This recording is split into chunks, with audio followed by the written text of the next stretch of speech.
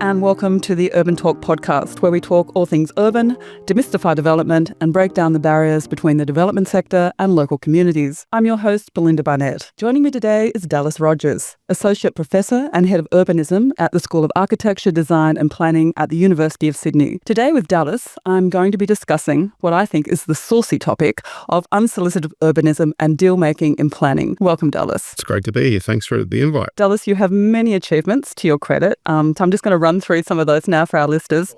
Much of the research you undertake through the University of Sydney is in the field of urban and historical geography and focuses on the intersections of race, class, nature, technology and capital. And through your research, you've delved into many large urban renewal and infrastructure projects across Sydney and Melbourne, including projects such as Barangaroo and WestConnex. You've penned opinion pieces for The Guardian, Sydney Morning Herald and The Conversation, and you are a passionate podcaster, and you're passionate about podcasting as a research methodology. You're the founder of the host of the City Road Podcaster and the Housing Journal podcast, amongst other radio projects. And congratulations, by the way, on receiving just a couple of weeks ago the Planning Institute Award for Excellence in Research for your City Road podcast. Thanks for that. I much prefer to be on your side of the mic than this side.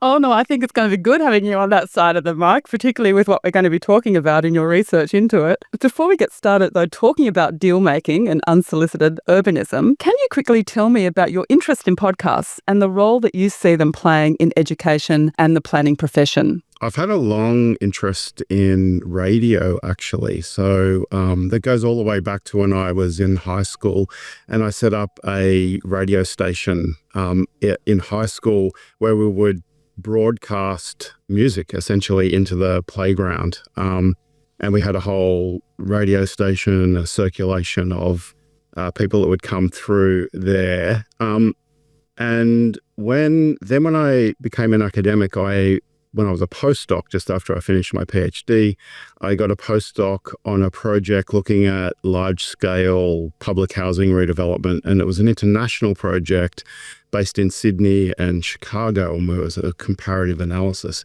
What we were doing in that as a methodology was using digital storytelling. So we were training public housing tenants to tell their own stories with, this is probably 15 years ago, with the kind of emerging digital technologies that were coming into play then. This is at a time when we were going from sort of analog equipment that was very expensive to the digital revolution that effectively paved the way for podcasting.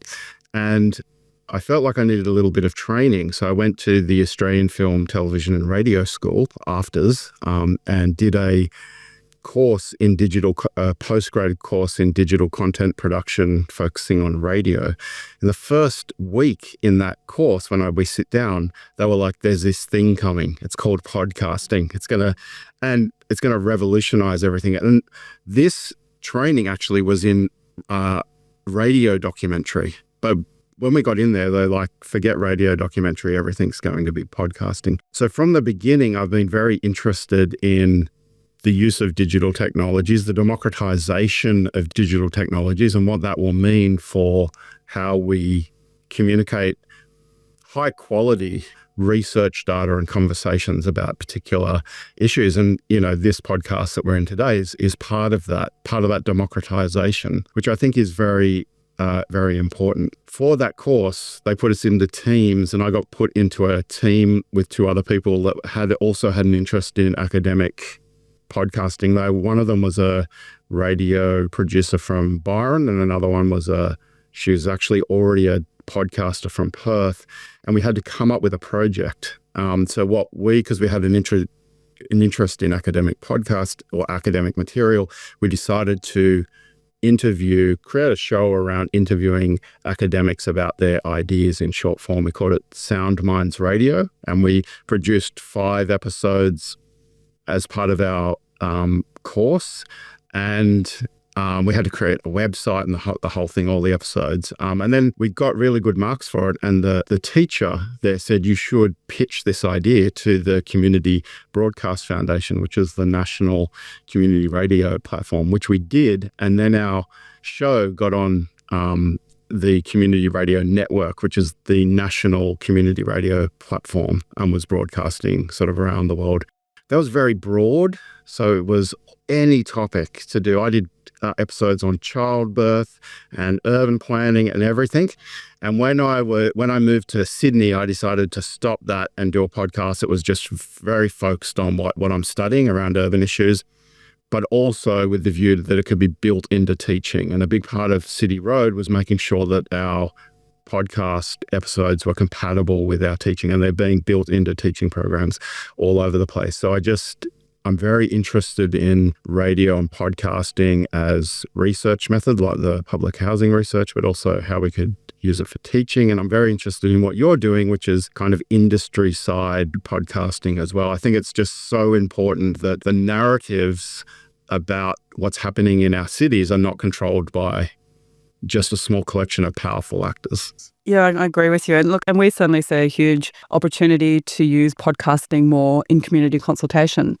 But it's slow on the uptake, because what we just keep finding is that the development sector is reluctant in a way to start talking about their projects until they've got approval. They love talking about them in marketing or when they're up for awards and they're all finished. But prior to that, it's very hard to get them to the table. Although I see just so much opportunity to be able to use a podcast, say in a consultation, to ask the questions that the community wants answered of a developer. The thing I love, it's sort of, a podcast is then readily available. People can listen to it at their own convenience rather than expecting people to get into a town hall, a meeting scenario at a time that may not suit them. So, yeah, we're very excited about it as well. That sounds fascinating. And I guess you could do multiple things with a podcast. You could dispense information. You could ask people to produce short little podcast snippets in response to that. You could build it into other forms of social media and get feedback that way. It could be ongoing, so you could have this updated series. Yes, that's actually very true. You could have one whole series, couldn't you, around a project? Well, it sounds like there's another podcast just in that topic, but we better move on to what we're here to talk about. And I think to start, we're going to talk about planning as deal making. So I think many planners, including myself, we think of ourselves as a strategist, as a creative, as a city shaper, but we may not think about ourselves as a deal maker or a deal broker. You've written with other academics about the concept of planning as deal making. Can you talk us through what that means? I guess it kind of starts from a question about what planning is for and why we have planning. And so, the sort of potted history of urban and regional planning is that we started to create cities that were not functioning. They were unhealthy. They were not great to get around. They put jobs and housing in the wrong spot. They regulated the movement of people in unhealthy ways. They polluted our cities. And so planning emerged as this quite democratic whole of community, whole of society way to not just plan the physical material landscape, but actually to deal with a whole bunch of social challenges as well. It has always had a kind of centralizing agenda. It always tries to regulate from a center and tries to evenly distribute goods and resources and allocate land uses and regulate outcomes in a centralized way. But I think there's always been these forces that are trying to subvert this process. And so we're essentially teasing out, we're not romanticizing the past and saying there was a time when there was no deal making. We're just trying to tease out this tension between planning for the social good and planning as a centralized activity where you have a planning agency that is looking at long-term strategic plans and planning instruments and doing quite a rigorous analysis of what the city is, where the city is going, and what you need to do to achieve a functioning, economically viable, enjoyable city where people can actually live and work in. That centralized way of doing planning with these other forces where people and organizations are trying to make deals around that prescriptive way of doing planning. And we think that the unsolicited proposal mechanisms are kind of the latest, or one of the latest examples of where planning as deal making is actually producing a bit of a threat to those broader social and economic agendas of the city. So we're kind of like pointing to the various deals that are being made around planning, and they exist in lots of places. We'll probably talk about them. Probably at the start, I wouldn't say that they're all universally bad per se, but we probably need to look at where deals are done around a planning instrument, where allowances are made to go beyond or to do other things. We need to actually interrogate those.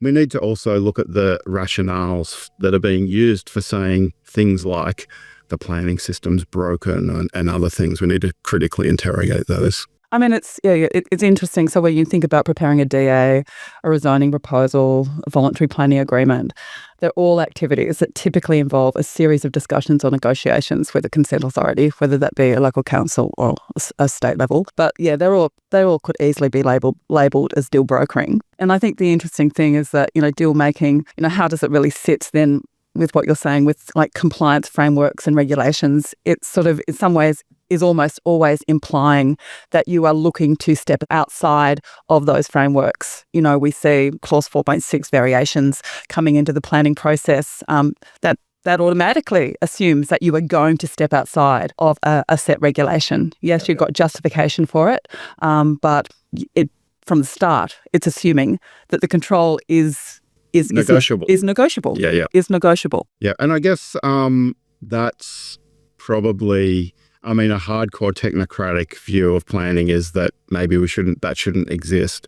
But a practical and honest view of what planning is says that, of course, as soon as you create an instrument, you necessarily create a way of adhering to that instrument and arguing against it. So I think it's just the reality of planning that there will always be deal making. The thing that I am very interested in is looking at what is the nature of the deal. Who are the actors involved? What are they advocating for? How are they lobbying for a deal around that?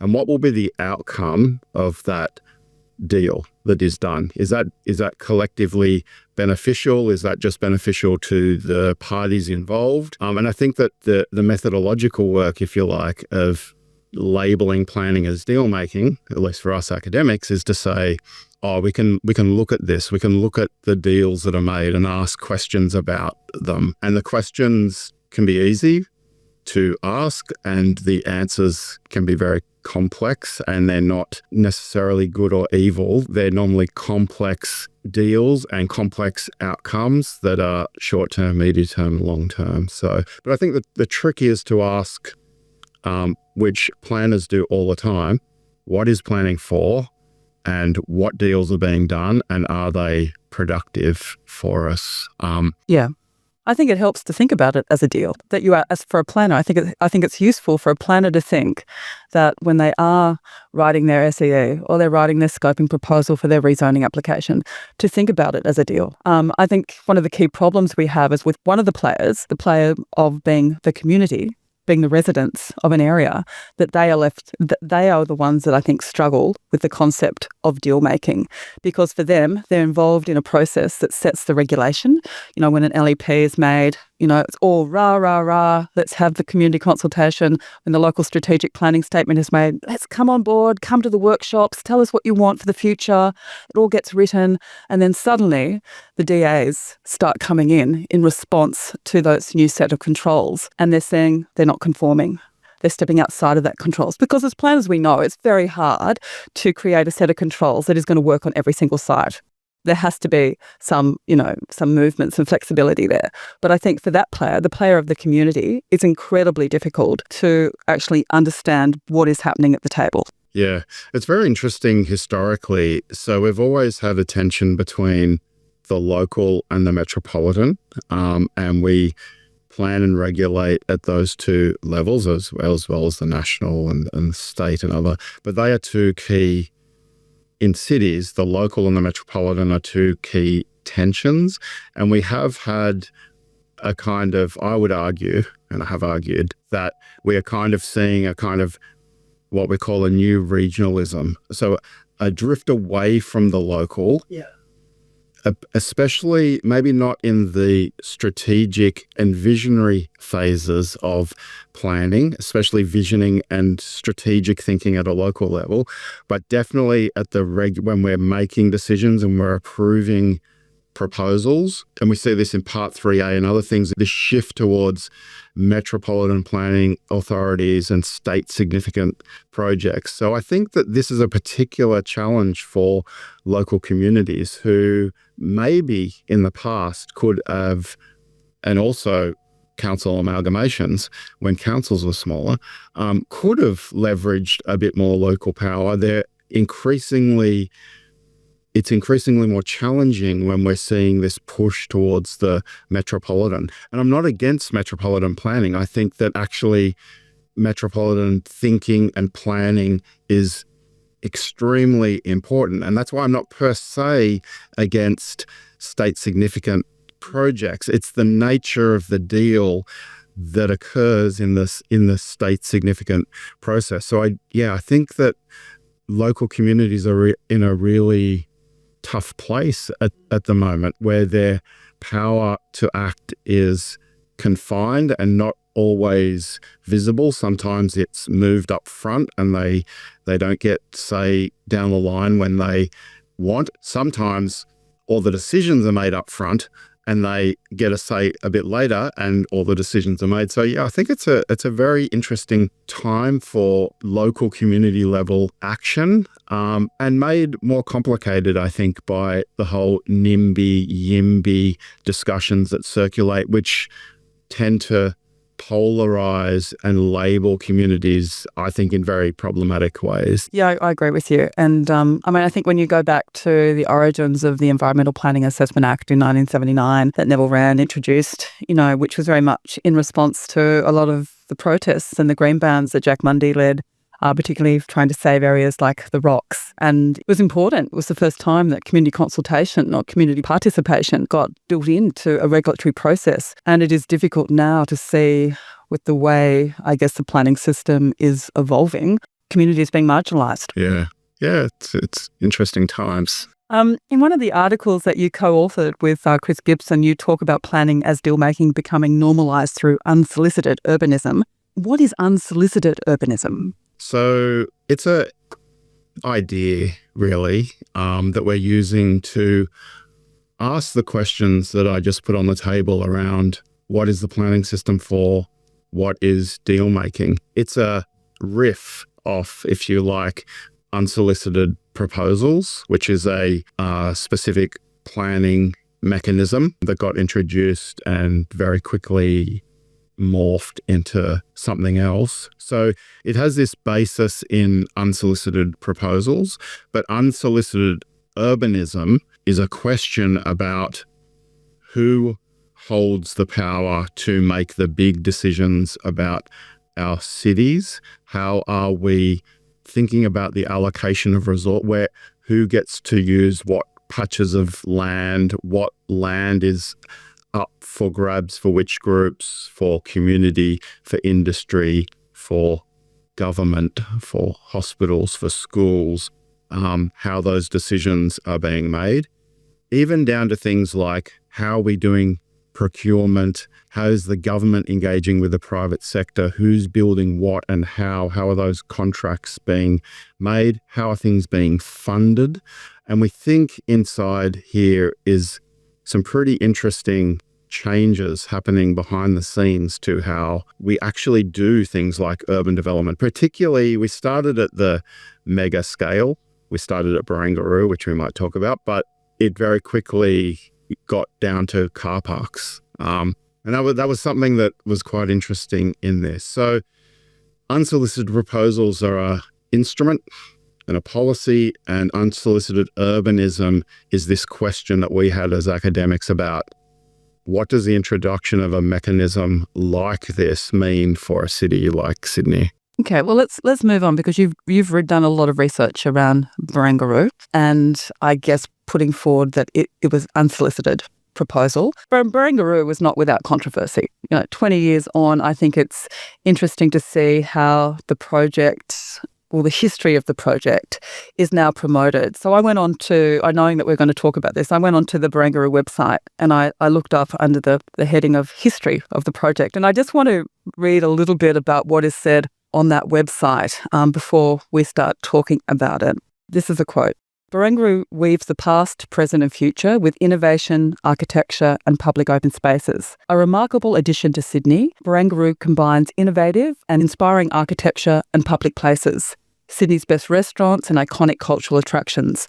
This dynamic and connected precinct brings life back to Sydney Harbour's western waterfront. The vision for Barangaroo is ambitious and momentous. It's not often we get the chance to regenerate such a large waterside precinct. As the site shifted from a bustling industrial area to a disused shell, the New South Wales government announced its intent for a 22-hectare waterfront precinct in 2003. The 2006 concept design informed innovations and statutory arrangements that ensure the highest standards of design excellence and sustainability. Barangaroo's development represents a new era of community-friendly placemaking, a process that puts the community at the heart of planning and development decisions. Barangaroo's revitalisation is anchored on a mandate to cater for a growing city with residential, commercial, retail and cultural spaces interspersed with at least half the area of open public space. Sustainability partnerships, art and culture, design excellence and public spaces drive Barangaroo's present and its future. From your research, how was the Barangaroo project shaped by unsolicited urbanism, and is what I read accurate about how the development came to be? It's quite remarkable that, and in some ways, like, some of that is accurate and some of that isn't. And I think a lot depends on how you're going to read the Barangaroo project. It's such a complex project and there's so many different dimensions to this project. Are we going to read the material landscape, and are we going to use that as a way of thinking about the outcomes? Are we going to look at the public space and the Barangaroo Reserve? Are we going to look just at the towers? Do we think about the ocean swimming pool that was put in? Or do we think about the public housing tenants that lived adjacent to this that were evicted, not technically directly related to this, but conveniently evicted fairly close to this event? Or are we going to think about the long history of this site? And this is one of the most fascinating sites in Australia in terms of Indigenous colonial history. Indeed, Circular Quay or Warrain is literally, if you think about Aboriginal dispossession in material terms, so not in legal terms, but in people coming and setting up material infrastructure, putting tents and roads and fences down, and that being an act of dispossession, this is ground zero for Australia. So the histories and interconnections between Aboriginal culture, working class culture, the Hungry Mile was along this site where wharf workers would literally walk along the wharfs looking for work, and if they didn't find any that particular day, that's how it got the name the Hungry Mile.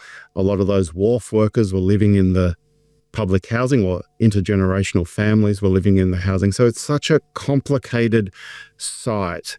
And just as a piece of land, I've often tried to work out, how do you describe the development opportunity that this site represented? This huge tranche of land on one of the world's most beautiful harbours, waterfront land, at a time where waterfront properties are the best type of land use you can have.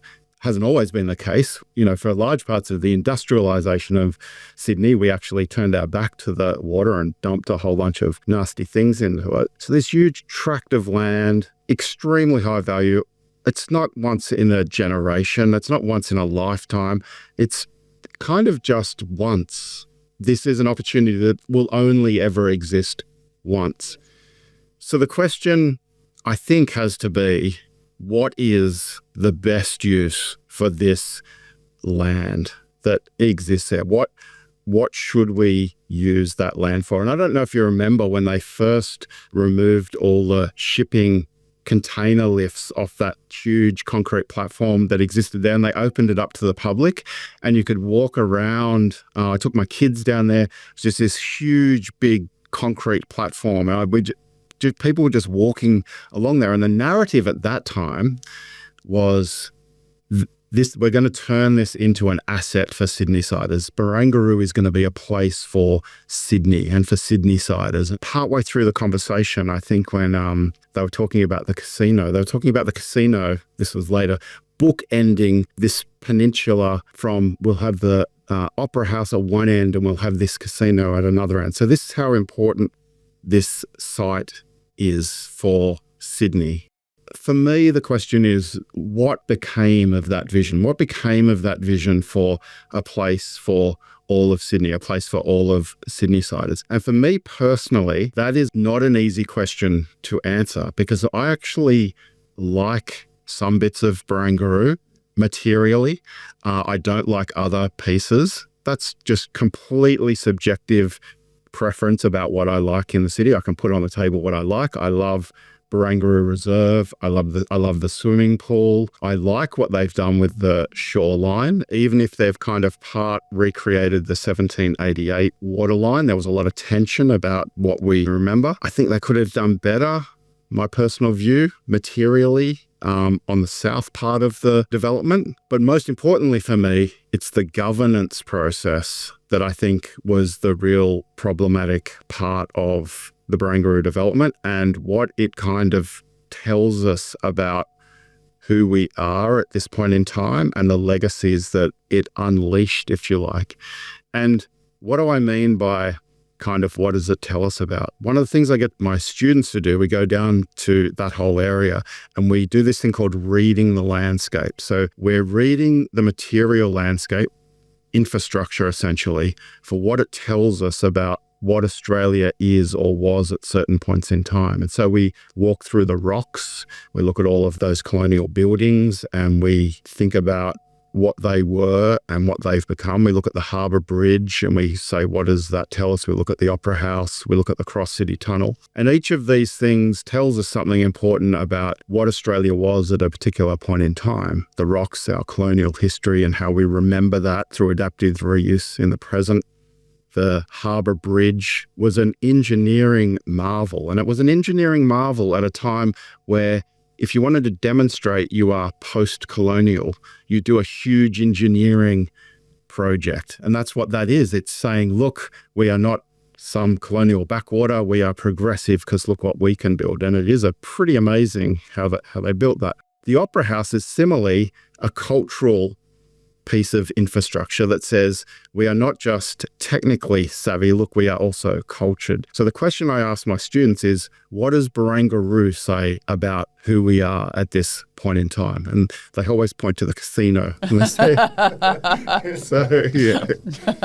yeah. So these are all of the complicated questions that I think we need to grapple with when we're looking at something like Barangaroo, which is just this absolute one-off case, but I think it tells us so much about who we are, where we're going. What concerned you with the governance process? Because I know it started, a lot of the big projects start with a design competition, but from my recollection, what was put forward by Philip Thallis as the design is not what got built. It got modified, which by design competition standards now, that is not meant to happen. The winning design is meant to follow through. So what, particularly with this being an unsolicited proposal, concerns you with the governance process that was followed? So design competitions have been around a long time. We had design competitions for the Harbour Bridge, and we had someone, Norman Self, I believe, who won a design competition to design the Harbour Bridge, but it didn't come to pass. So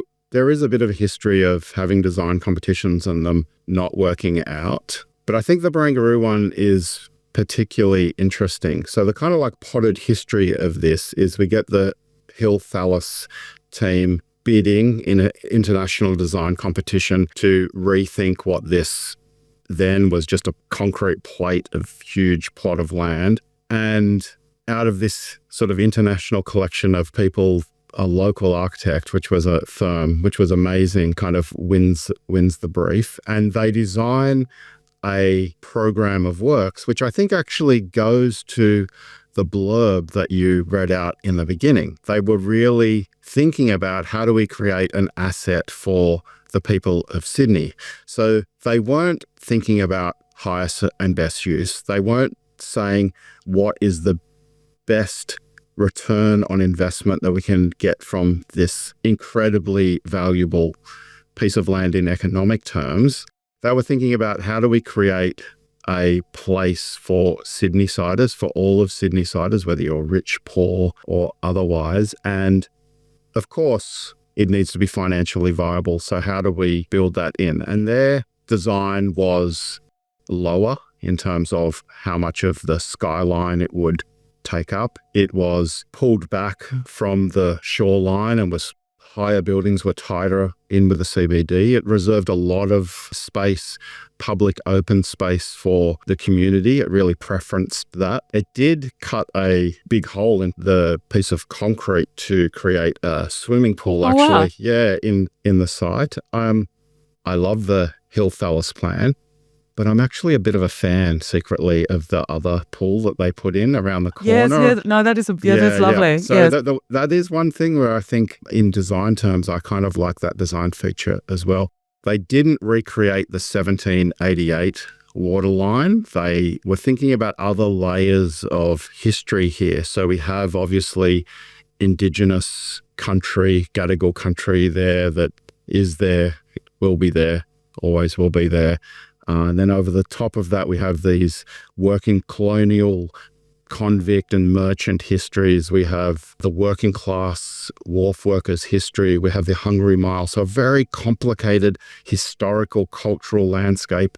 And they wanted to do more with that. So I think their plan really did put the vision for Barangaroo of a place for community front and center. That plan was that they won the design competition. That plan seemed like it was going to come to pass.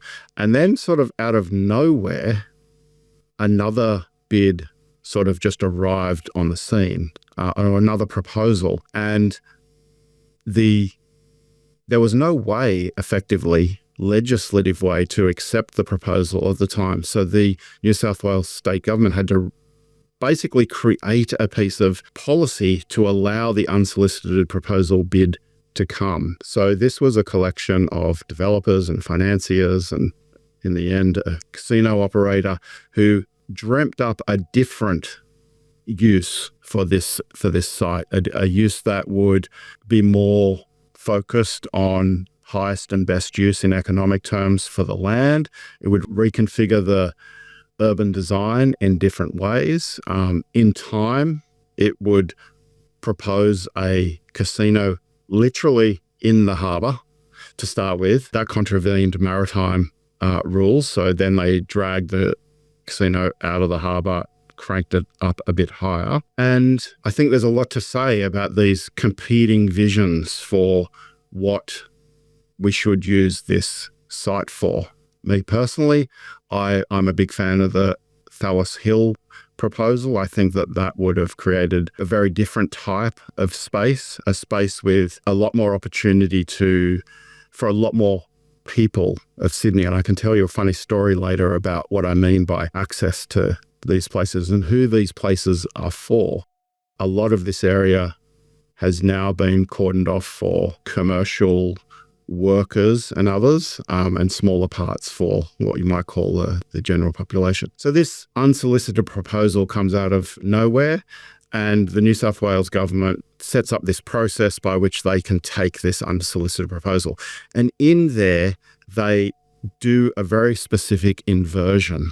The way that we might do infrastructure provision, so we want to do, it doesn't always work like this, but this is a kind of a simplified version of it. So you want to build a large piece of infrastructure, a hospital or a road or something. One way that you could do it is to government could produce a proposal for that hospital. Say we've projected the population here, it's likely to be X. We don't have the capacity for a hospital in the site. We need a hospital of this size. It needs to have these facilities. And then you could go out to tender on that. And you might get 3 bidders who have the capacity to build this. Capacity to build stuff is a big problem in Australia, but let's put that to a side. There's normally not too many people who can do it. With roads, there's normally just one, so you end up with one person, so it's a bit fraught. But this kind of like producer tender and bid process has been historically fairly common. And what happens is there's various forms of probity and checking and cost-benefit analysis that go into looking at who the bidders are and who has the technical capacities, the finance to deliver that.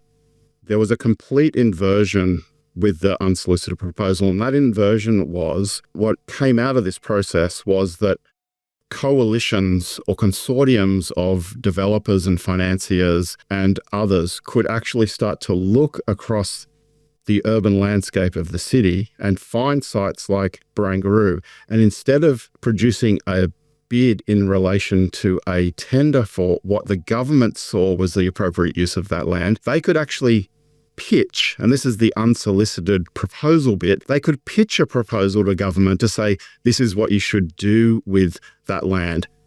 And there is a lot going on in that inversion from a government setting the terms of what will happen at a particular site to the private sector pitching something. Implicit in this is a winding back of our faith in the capacity of government to be creative and to be able to think up solutions for the city. And that's what planning systems in some ways are. They are very complicated systems that look at the city as it exists, the people that are there, the jobs, the hospitals, the schools, and decide what we need in particular places so that we can build those things. And part of what's happening in this inversion is to say, we don't trust the government to be able, or the planning system to be able to do those things anymore. Actually, all of that expertise is in the private and other sectors, and that they should tell us what to do. And again, like maybe there's some truth in that. Maybe there is capacities in the private sector that can help us think these things through. But what happened here was a complete inversion, and the unsolicited proposal mechanism, when it hit the ground, was basically an invitation to developers and others to go and find plots of land in the city and to pitch to government what they should be used for. And I think that that is if not an inversion, if an inversion is too strong a term, it's a recalibration of where the decision-making sits to decide on what were effectively large, once in a decade, once in a lifetime, once in ever opportunities to develop land. And they started in Barangaroo with this unbelievable site, but people started putting unsolicited proposals in on car parks and other things. So that all shows how these policy changes can reverberate through the planning system. Yeah, I think it's interesting, your comments relating to, I guess, people's faith or the sector's faith, development sector's faith in state government to be visionary. And I sometimes wonder, is it just coming back to a lack of resources in government and just the sheer volume of capital that it takes to do up these visionary plans, the level of investigation. I'm just not sure that government does have the capacity and the experience and the resources now to actually to do that sort of investigation. And we could ask if they ever did it, because there's always been a very complicated relationship between government planners and the private sector. And Australia is a country that has always effectively outsourced the delivery of huge infrastructure. So I guess it's not that bit. It's where does the decision-making lie and what deals are being done in the process. Yeah, and that's the stuff that doesn't really get reported. It's happening behind the closed doors. What was the role, I guess, of the Central Sydney Planning Committee in Barangaroo? Was it pushed to one side in this scenario? There was lots of tensions between local government and state government and the various planning bodies. I mean, an interesting part of this is that a lot of the decision-making sat in I think what we call in the paper a black box. So unlike other government processes, like a normal tendering process, you could see what was happening. When we published that first paper, we did a radio interview, me and Chris, where we were saying, this is what we know about how the first unsolicited proposal went down. This is before the ABC. The ABC did a big deep dive into it, and they got a bit closer into the black box. But we actually got a call from a planner who said, I was very close to this, and I want to effectively whistle blow the black box. And we said, okay. So they came in and we made them sign our university ethics form, and we sat in a room with closed doors and blacked out windows. And we said, how does this happen?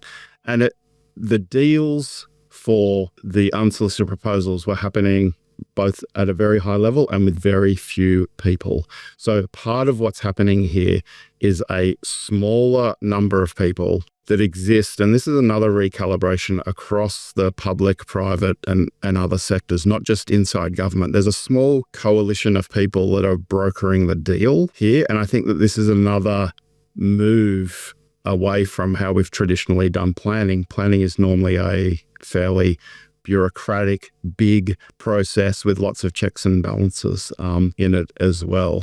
So I think, there was lots of getting around what were effectively common planning checks and balances with Barangaroo. So much so that they actually, after Barangaroo, had a good look at the unsolicited proposal policy and said, I'll be worried about this. And they actually refined it as well. So the unsolicited proposal that happened in Barangaroo very quickly got changed, and they started to deal with these things. That just speaks to the kind of movement of these ideas. Yeah, well, let's sort of explore, a little bit about the implications of unsolicited urbanism. Again, in your article with Chris Gibson, you outline conditions that led to the rise of planning as deal-making, citing other work that was being undertaken in Melbourne in the 1990s that was framed around anti-planning rhetoric, with planning ministers stating that they would be cutting red tape and that planning laws would have to be changed to speed up important urban developments, and that this was meant to be an era where planning, was pitched as a barrier to development and planners were positioned as obstructionists. And I guess now, if we look at what's happening right now, we're pretty much seeing the same sentiment, particularly in New South Wales and most probably in other states, in response to the housing crisis, where there's been an emphasis on accelerating rezonings and uplifts in housing density to increase housing supply, and that this is very much now becoming a state-led process. I think it's quite funny, we haven't just fallen into a housing crisis. Anyone would think we've just woken up and think, oh my God, we've got a housing crisis. It's actually something that's quite complicated beast to build. Actually, it takes you many decades. Absolutely. We've had it for a long time. The problem is it's just now become politically charged and now a federal and state government priority. Recently, the Minns government has launched a state-led housing delivery pathway that will provide housing projects and rezonings over $60 million in Sydney and $30 million in regions, with the opportunity to progress as state significant development. And that's going to go through a new housing delivery authority that's going to be compiled, I think, of the representative of the Department of Planning, Infrastructure and Transport. And that will essentially, I'd say, bypass councils and most probably communities. Could this be viewed as unsolicited urbanism? Well, there's a couple of very interesting bits to this. So to go back to the first part, we'll get to that question, but I think to go to the framing of this issue and the planning as a barrier to what, planning was a barrier to what they wanted to do at Barangaroo. But planning and red tape have become a tool, if you like, for various advocacy groups in the city to lobby for less control of development. And that's effectively what's happening. And so we've seen this developing now for decades. We mentioned that in Melbourne, and it's definitely a rhetoric that's now tightening around housing.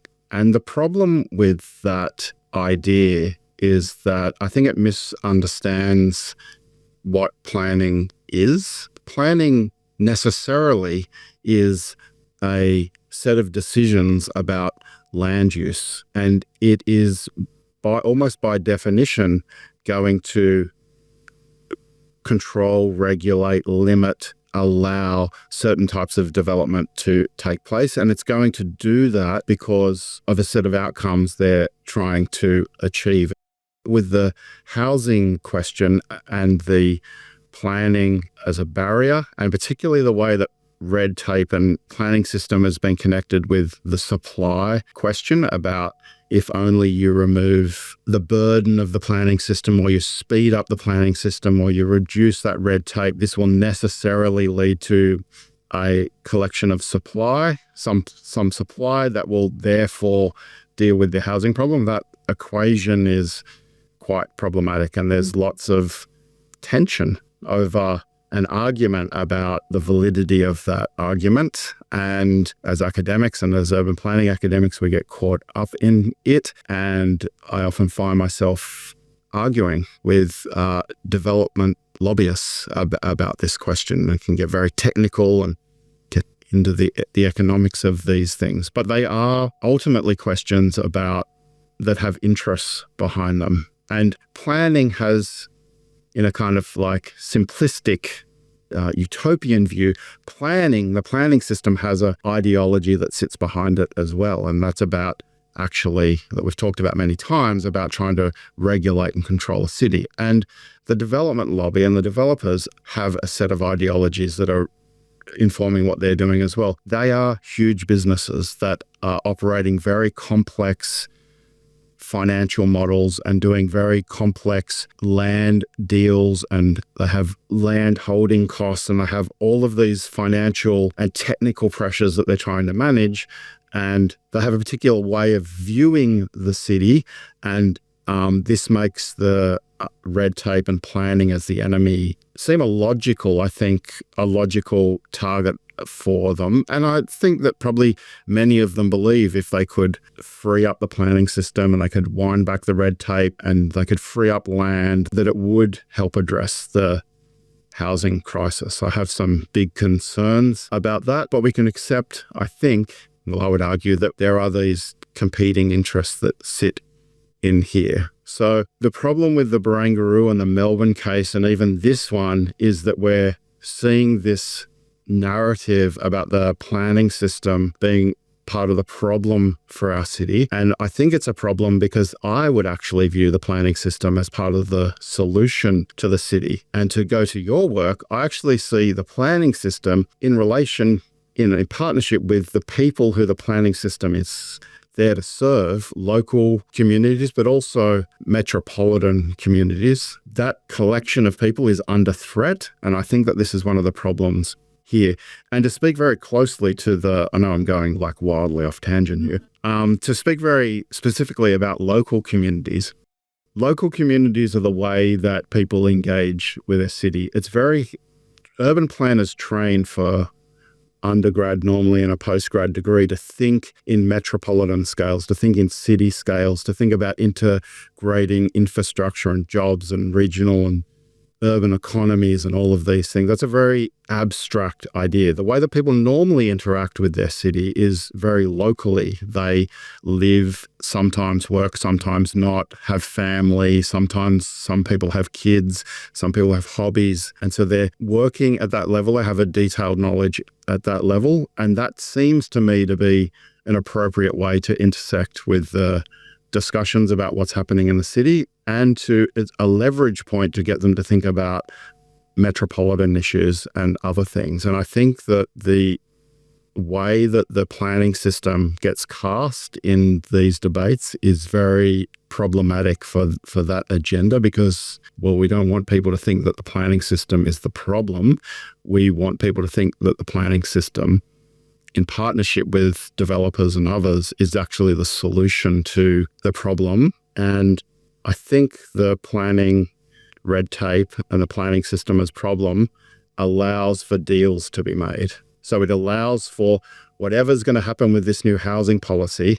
Part of the rationale is that the planning system is broken and it can't fix it. And it's not just, I guess, the planning system is broken. It's almost like that local government is broken. The new targets that are trying to be placed on local councils governing their approval timeframes for DAs, and it's a very simplistic way of looking at what is actually happening on the ground. And I think that's a problem, because the closest connection that a local community has with government is through their local council. And so it's like a big sweeping arm just coming through and saying, okay, well, we'll knock the local council out of the process. And with it then goes the community, which is a huge concern for what we do, because we're so passionate about community consultation. And I guess that's one of the concerns we see with the unsolicited proposal, is that just basically communities are taken out of that planning process. And I think we throw around, when I go back to what I read about Barangaroo's development represents a new era of community-friendly placemaking, a process that puts the community at the heart of planning and development decisions. I don't think that's a weird thing to say. It's a very weird thing to say, and I don't believe now that there are many projects that could actually live up to that statement. Yeah. The concept of consultation is being, I guess, minimised in every new reform that comes out. And I think that so many projects that happen at a local level, land is so expensive and development costs are so high and the need for housing is so great that these pressures manifest in a way that projects are approved that might have warranted some more scrutiny. And that's because the pressures are very high. But I think at Barangaroo, we had the opportunity to do something else, to say, actually, this place is too important to just do highest and best use. And we can demonstrate a different way of, so it became a model of what we shouldn't do in a governance sense and a planning sense, but it could have become a model that we could have actually said, look, we did it here. Is there anything scalable in other places? So that was, in a governance sense, that was one of the poor outcomes of that project. And it'll be interesting to see as Bays West starts coming to fruition, and we see the detailed master plans rolling off the drawing board, and suddenly it's been identified as one of the accelerated transit-orientated development precincts. What will happen there? It's a good question.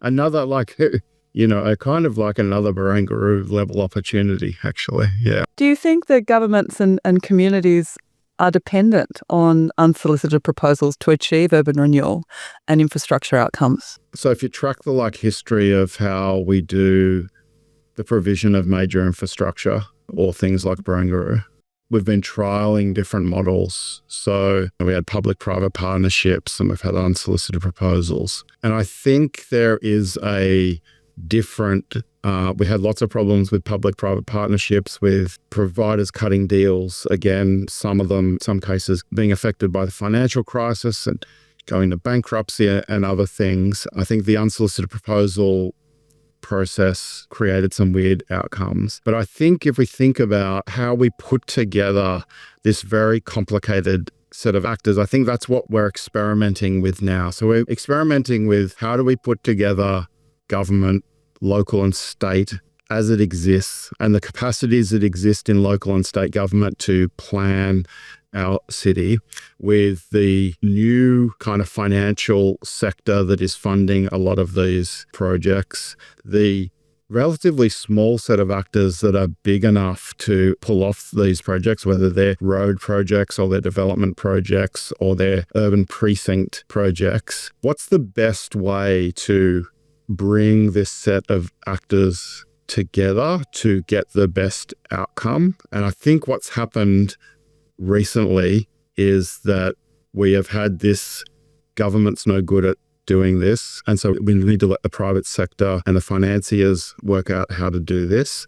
In Barangaroo, community was more than not involved. They were strategically not involved through the unsolicited proposal process. It explicitly made things invisible. But if you include the Millers Point residents as part of that process, which I do, they were actually evicted through the process. So they were more than not involved. They were expelled from the site. So I think there's a different way that we can put together the government as it stands, the private sector actors as they are, and the financiers and the other pieces of the puzzle. That is a better way of doing this. It's not the public-private partnership. It's not the unsolicited proposal. It's something that doesn't just write off government, but it does acknowledge the reconfigurations that have happened in government. And there's been huge reconfigurations of skills and capacities inside government, and there is a lot of expertise now.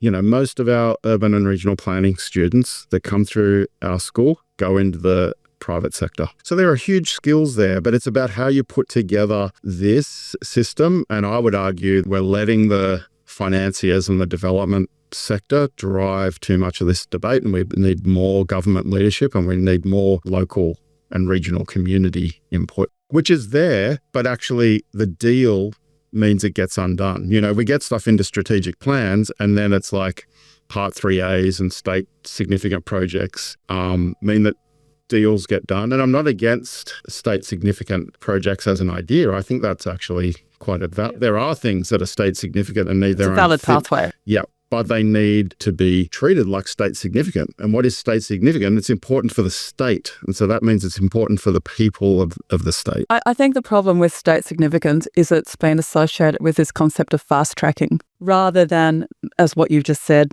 being of state significance. It's a really, really super important project. And I think that's a common misconception that the development sector thinks about it. Oh yeah, let's make it state significant.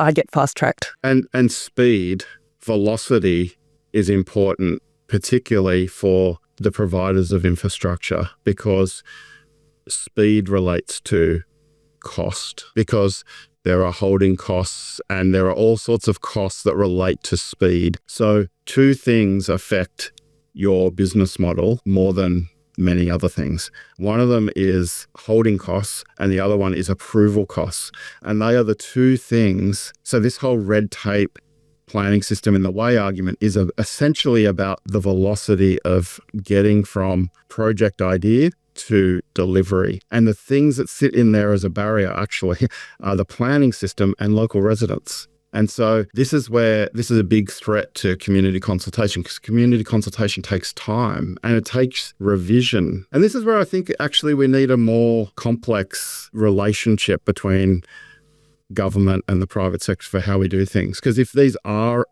like many large property developers will say, it's unviable if we have to wait any longer. And that is probably true. That's probably economically true. So if that is economically true, that means the development models that we have for how we do the provision of commercial or residential real estate probably aren't fit for purpose. I don't know the answer to this, but we need to kind of rethink that. The danger is if we don't rethink it, we get the status quo, and that is everyone's kicking the planning system and local communities have no say. Don't know. Is this the next area of research for you, Dallas? I think it should be. Yeah. Well, this is a kind of ongoing, it's an ongoing area. Yeah. Well, I don't think we're going to solve it today, but it's been great talking with you. And I've so much enjoyed talking with you about this topic. I really appreciate your time. So thanks for joining us. Oh, thanks for the invite. It's been great. I guess certainly, I think planners, we need to recognise that we are deal makers and really ensure that we're not selling out on communities when we're closing that deal. If you've enjoyed the podcast today, please consider leaving a review on your podcast app of choice to help the show. If you have a development project that needs an online presence or community engagement, head to the UrbanTalk website at urbantalk.com.au and contact us to get started. If you have a topic that you would like to hear about, please send it via the UrbanTalk website or email me directly at belinda@urbantalk.com.au. For updates on UrbanTalk, you can follow us on Facebook, Instagram and LinkedIn.